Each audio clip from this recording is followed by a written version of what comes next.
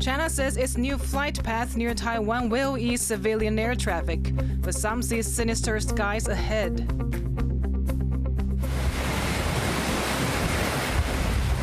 Cleanup and recovery after Typhoon Danas slams into the country's densely populated west coast. Love and geopolitics, how Chinese spouses married to Taiwanese citizens navigate growing tensions. Plus, from tourism to trade, the Philippines and Taiwan are strengthening ties.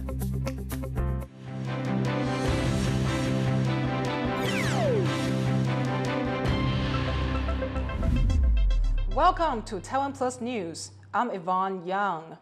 China has launched a controversial new civilian flight path near Taiwan, saying the route will reduce air traffic congestion.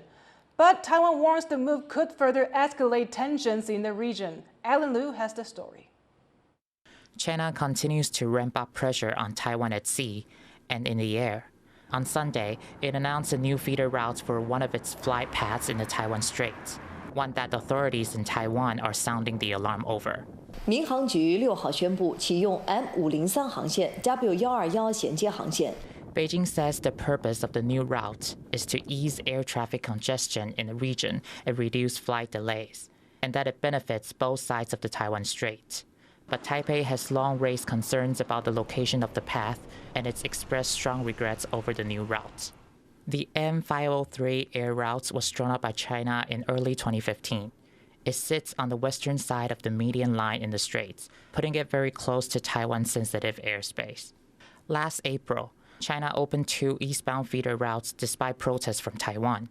Some experts say the latest move to activate the W121 raises security risks in the region. 可以把它想象成这种 M503 空中航路，就像立体的高架桥。M503是干线，那么左右飞行的这个121、122、123就是支线。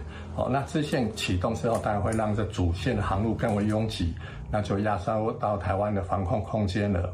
This is not the first time China has moved ahead with its plans on M503 without consulting Taiwan.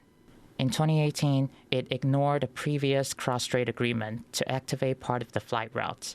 And in addition to the 2 new feeder routes last year, it also moved the main path closer to the median line in the Taiwan Strait. Taiwan is getting ready to hold its largest military drills of the year, the Hankwang exercise. And with Beijing's latest move, the country's government and armed forces could be on even higher alerts in the days ahead. Klein Wang and Ellen Liu for TaiwanPlus.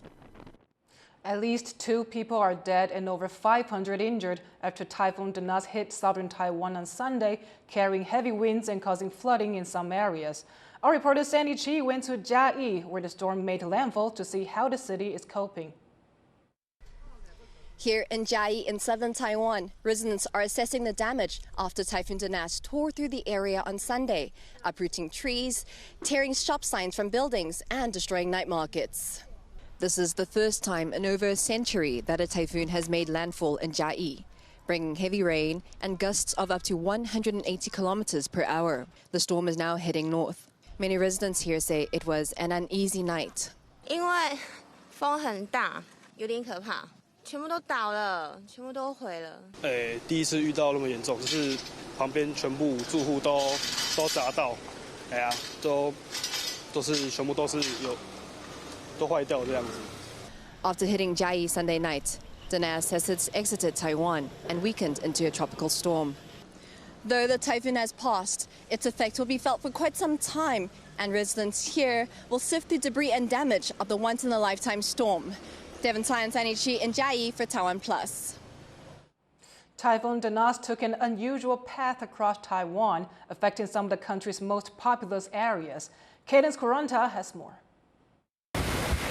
Schools and businesses are closed in many areas of western Taiwan after Typhoon Danas swept across the country, killing at least 2 people and injuring hundreds. The typhoon made landfall on Sunday night in southern Taiwan and then moved north, its eye leaving Taiwan early Monday morning. It's since weakened to a tropical storm, but officials say Danas will continue to affect Taiwan through Monday, warning of heavy rain and potential landslides. Most typhoons hit Taiwan's sparsely populated east coast, so this storm's path is unusual, affecting the country's more developed west, which Taiwan's president has warned could mean more serious effects. 这一次丹纳斯台风的路径比较特别，是由南到北，那主要是走台湾海峡，因为西部是平原多、人口密集，所以呢，受到的冲击，预期呢，也会比较大。At least 500,000 homes lost power in the storm, and over 3,000 people have been evacuated, while strong gusts toppled the iconic archway of a large temple in southern Taiwan. Hundreds of domestic and international flights had been canceled, with around 8,000 people stranded on Taiwan's outlying Penghu Islands on Sunday, unable to fly back and frantically stocking up on food. 简单就好了，就现在被滞留在这里啊，回不去，就先赶快来买，是买不到了。Many areas took measures to prevent the worst impacts of the storm, but some, like Taichung and central Taiwan, still experienced heavy flooding. Rescue and cleanup efforts are now underway as the storm continues to weaken and move away from Taiwan, expected to next make landfall in eastern China. Justin Wu and Cadence Quaranta for TaiwanPlus. Bloomberg says investors are going big on Taiwan's exchange-traded funds, or ETFs, putting over $19 billion in them so far this year, the most in Asia. Taiwan's ETFs drew more money than those in South Korea and China combined, coming in at $9.4 and $7.9 billion respectively. Taiwan-listed equity ETFs have long been popular with local investors. Experts say strong inflows are likely to continue, driven by demand from retail investors and a strong local currency. And for more on Taiwan's ETF inflows, Alec McDonald spoke to Li Tonghe, economics professor at National Donghua University. How sustainable is this boom in Taiwan's ETF market? I guess it is quite sustainable. First of all, in Taiwan's either stock markets or whatever the investment markets for investors pretty much dominated by retail investors. Okay, and so one thing is that because for the last couple of years we have this quite low interest rate environments, right? So retail investors are always looking for a high yield. So of course they don't want to face more, significant risk. So ETF is a kind of the investment vehicle can strike the balance between the risk and return. And the second thing is, I think last year or 2 years ago, the government actually started to push for this what we call the Taiwan individual savings account. Okay, so of course in this case, the government actually offers some sort of incentive for individual investor or retail investor to put their money into this TISA. I think maybe another one could be the appreciation of Taiwan dollar, right? So, and this is actually to make retail investor realize, okay, there are greater risk in investing in this foreign currency denominated investment vehicle. Aside from the retail investors, what other advantages and benefits does this bring to the Taiwanese economy? So this semiconductor industry, I guess they will still be a major driving force for Taiwan's economy, right? So we could see a lot of this ETF actually kind of like tracking this semiconductor industry's performance. Okay, so I guess this is probably one of the advantage of for this ETF in Taiwan, and because lots of particularly for those equity ETF, okay, and they track a lot of these semiconductor industries stocks. So, and of course, other countries are trying to catch up with Taiwan's semiconductors industry, right? But it's gonna take I won't say a while, but probably maybe a decade or 2 decades, who knows? So on the other side, what sort of risk does this open Taiwan's economy to? ETF, I think ETF basically track the a pool of investment vehicle, right? Particularly for the equity ETF, they track those stocks, right? So one thing is that if the economy actually sort of like is going down, and then all the stock market will go down with the economy, right? So of course, in this case, then the ETF you are buying or you're investing definitely will suffer from this. So basically, they are going along with the economy. Okay, so this is the one thing for the risk for these investing in this ETF. Another one is because there are various the ETFs, right? So some ETF may not track whatever the underlying pools of assets very closely. So maybe there was some tracking error, so which probably will not give you whatever the return you wanted. Okay, so this is what I call the tracking error risk. Okay, all right. I think that these are the 2 major risks. Okay, the retail investor is gonna face. That was Li Tonghe, economics professor at National Donghua University in Taiwan. U.S. President Donald Trump has called billionaire Elon Musk's plan to form a new political party, the America Party, ridiculous. I think it's ridiculous to start a third party. We have a tremendous success with the Republican Party. The Democrats have lost their way, but it's always been a 2-party system. And I think starting a third party just adds to confusion. It really seems to have been developed for 2 parties. Third parties have never worked. So he can have fun with it, but I think it's ridiculous. Musk started to tease forming his party after leaving Trump's administration. Musk was previously close to the president, heading the White House's Department of Government Efficiency. Their relationship began worsening after he sharply criticized Trump's One Big Beautiful Bill Act last month. The bill removes subsidies that help EV manufacturers like Musk's Tesla and raises the U.S. debt ceiling. The search continues for dozens of people still missing after catastrophic flash floods hit the U.S. state of Texas, killing at least 82 people. About 4 months' worth of rain fell over parts of central Texas early Friday morning, causing the Guadalupe River to rise over 9 meters and burst its banks. Among the missing are 10 girls and a counselor from a local summer camp. Rescue and recovery efforts are still underway. U.S. President Trump has approved a request for federal disaster assistance and said he will probably visit the state later this week. Coming up after the break.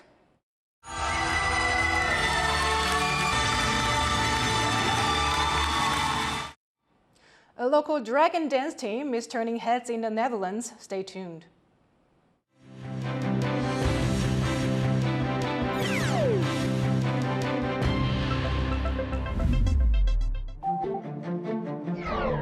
Hello and welcome to Taiwan Talks. I'm Ian Kavat. Today we examine China's engagement with Africa. So, unfortunately, this very aggressive form of cultural revolution-like politics in China seems to be moving forward in this modern era. This grave injustice is happening. The issue is, what can the U.S. do to help strengthen Taiwan? We need that kind of mindset to prepare for the warfare. What implications does this have on Taiwan and the region as a whole? Just like Ukraine right now, you need people to understand we're doing this for our own country. Reaffirmed our support for the Taiwanese ability to make their own decisions about their own future. Relationship between the United States. It's very hard to duplicate in the short time. Taiwan still can continue being the leading position if we put efforts on R&D. And you are riding on a wave. This is exactly the time you need to double down. Or I did not realize I am actually running to be the first Asian woman in the state senate. Our next generation, they can see Asian American is as equal and have the same platform. Taiwan Talks provides a platform for the voices and perspectives that are shaping our country.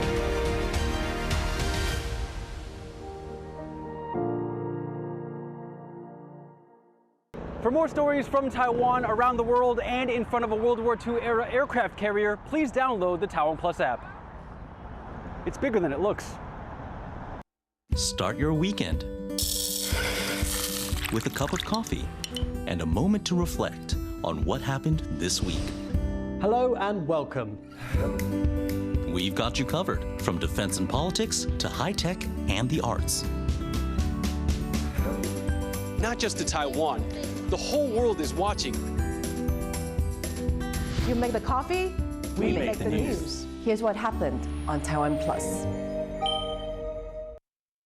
For more stories from Taiwan and around the world, follow TaiwanPlus on socials. Pika!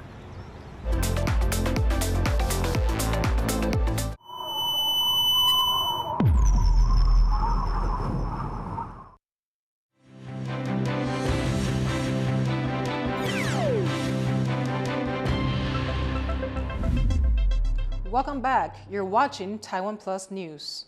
Taiwan is home to around 360,000 so-called Chinese spouses. As tensions across the Taiwan Strait rise, they often find themselves in a challenging legal and social position in Taiwan. Cadence Quaranta explains.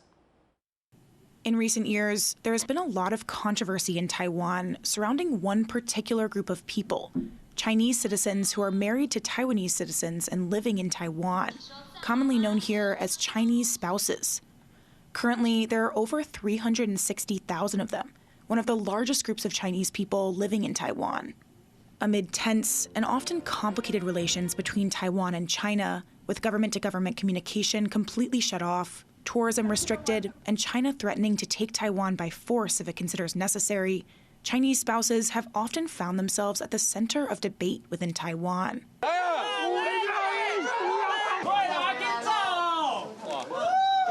In March, 3 Chinese spouses were deported from the country after posting videos on social media that authorities said advocated the unification of China and Taiwan by force.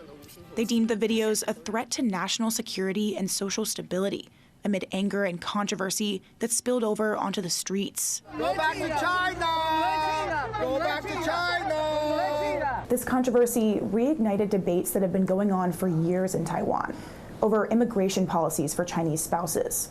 Some want stricter policies, while others support easing them. One major question that's arisen is why Chinese spouses are treated differently than immigrants from other countries.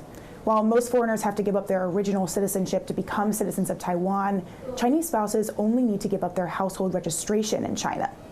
The core of this issue is how Taiwan's law defines this group of people, something rooted in history.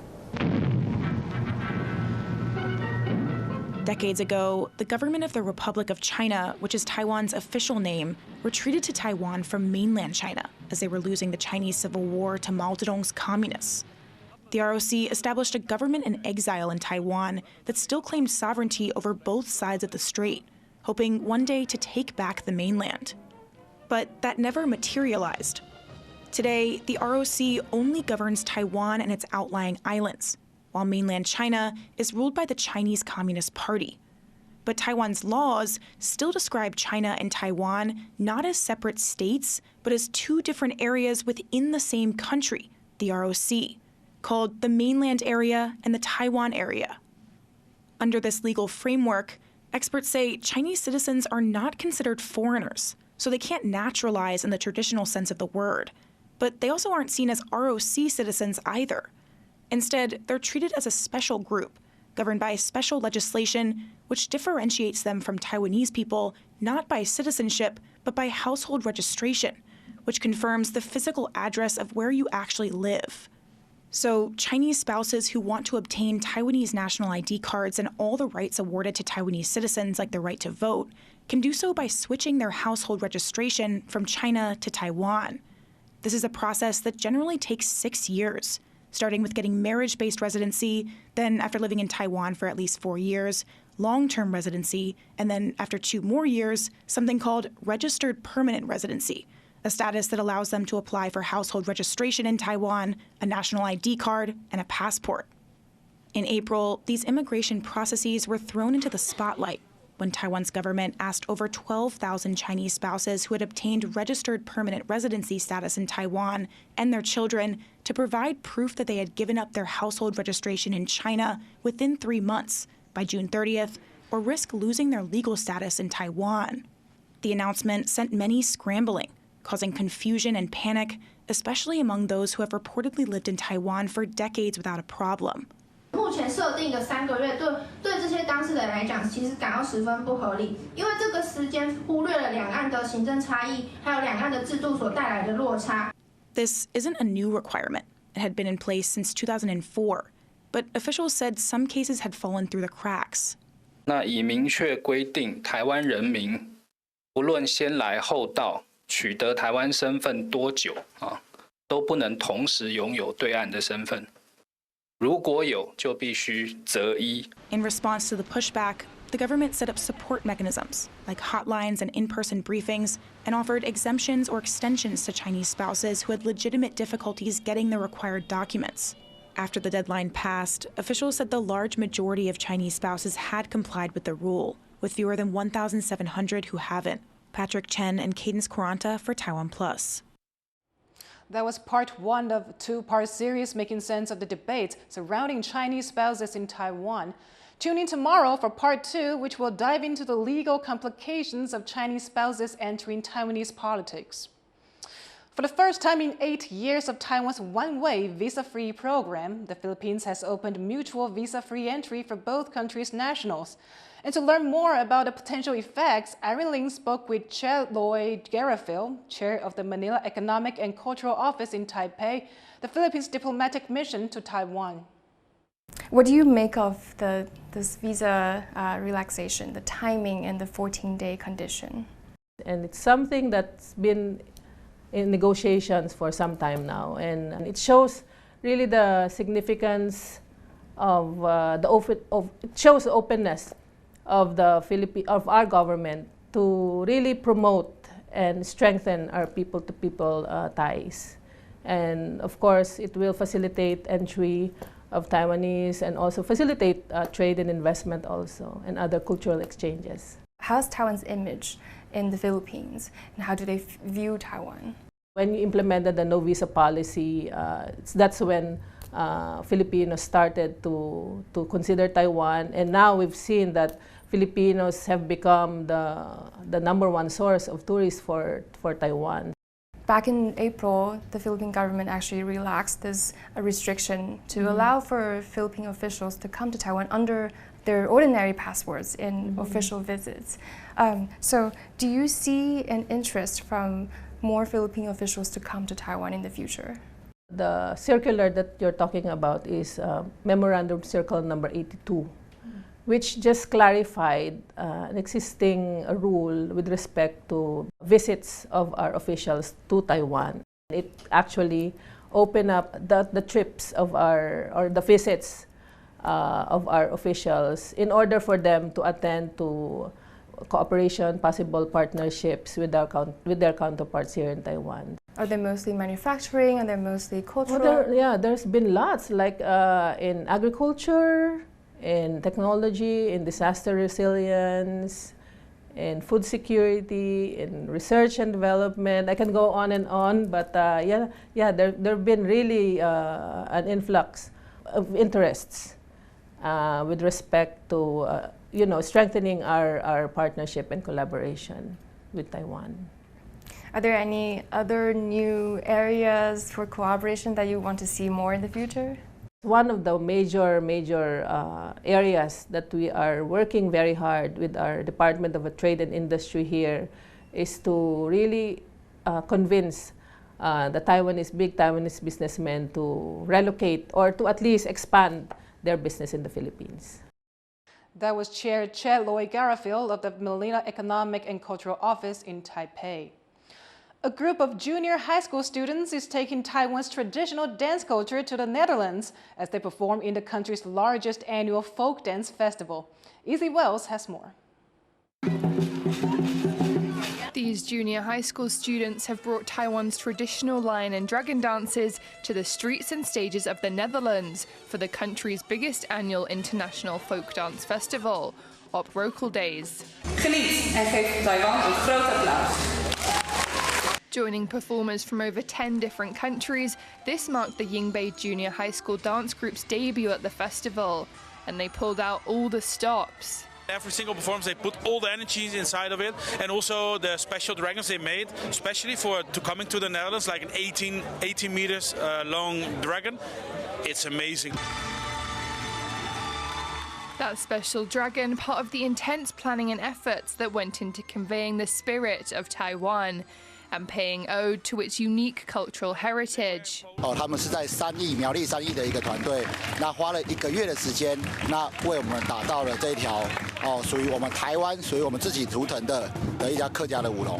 And for the performers bringing the animals to life, it's not just about getting the movements right.